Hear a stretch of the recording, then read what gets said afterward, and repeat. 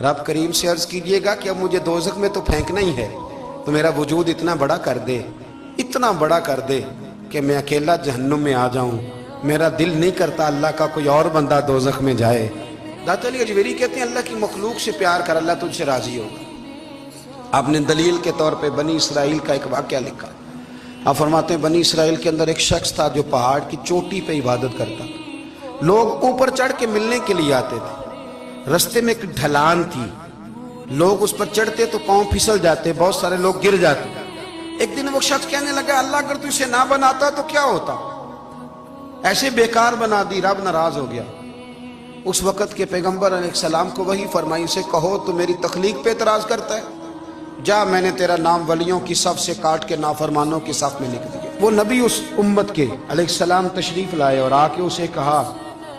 کہ رب کریم نے تیرا نام کاٹ کے نا ولیوں کی لسٹ سے